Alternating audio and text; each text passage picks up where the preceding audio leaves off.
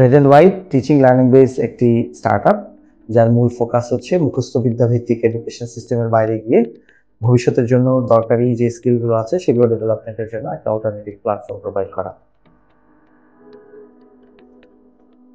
Red and হোয়াইটের একটি multidisciplinary research and development team আছে। তাদের কাজ হচ্ছে বিভিন্ন ফিল্ডের জন্য প্রয়োজনীয় স্কিলগুলোকে আইডেন্টিফাই করা এবং সেই স্কিল এনহ্যান্সমেন্ট করার জন্য বিভিন্ন প্রোগ্রাম ডেভেলপ করা। আমাদের মূল ফোকাস যেহেতু স্কিল ডেভেলপমেন্ট, সো আমরা অনলাইন এবং অফলাইন দুই প্ল্যাটফর্মেই স্কিল এনহ্যান্সমেন্ট প্রোগ্রাম অফার করব। আর করোনার সময়টাতে যেহেতু সোশ্যাল ডিস্টেন্সিংয়ের একটা ইস্যু আছে এবং ফিজিক্যাল ক্লাসরুমে অ্যাটেন্ডেন্স এটা টু সাম এক্সটেন্ট কিছু প্রবলেম আছে, সো আমরা শুরু করছি ই লার্নিং প্ল্যাটফর্ম হিসেবে। বাট ভবিষ্যতে আমরা ফিজিক্যাল ক্লাসরুম এবং হ্যান্ডস অন ট্রেনিংয়ের ব্যবস্থা করব, যার মাধ্যমে আমরা সত্যিকার অর্থে যে স্কিলগুলো আছে সেগুলোকে একটা একটা করে প্রোভাইড করার চেষ্টা করব। ধরেন ভবিষ্যতে আপনি ফুটবলার হতে চান, এই জন্য প্রয়োজনীয় যে রুলসগুলো আছে সেগুলো আপনি বই পড়ে মুখস্থ করে নেবেন। তারপর আপনি FIFA 20 খেলে প্রচুর প্র্যাকটিসও করলেন এবং গোলও করলেন। এরপর যদি আপনাকে মাঠে নামিয়ে দেওয়া হয় তাহলে আসলে কেমন হবে?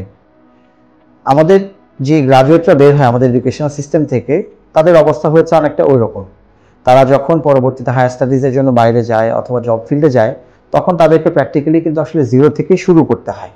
সো এই ঘটনাটা যেন না ঘটে, সেটাই হচ্ছে রেড অ্যান্ড হোয়াইটের উদ্দেশ্য। রেড অ্যান্ড হোয়াইটের মোটো হচ্ছে আর্নিং বাই লার্নিং। এখানে যাদেরই কোনো একটা স্কিল আছে, তারা যারা লার্নার আছে তাদেরকে এই স্কিলগুলো শেখাতে পারবে এবং এই স্কিলগুলো শেখানোর কারণে, সুপারভিশনের কারণে তারা এখান থেকে আর্ন করতে পারবে। তো এটার সবচেয়ে ইউনিক অ্যাসপেক্টটা হচ্ছে আমাদের কাভারেজটা হবে 360 ডিগ্রি। তার মানে আমরা সবগুলো ডিসিপ্লিন কাভার করার চেষ্টা করব, from life science to social science to engineering to business and to research and to industry, সবগুলো স্কিল আমরা অফার করব।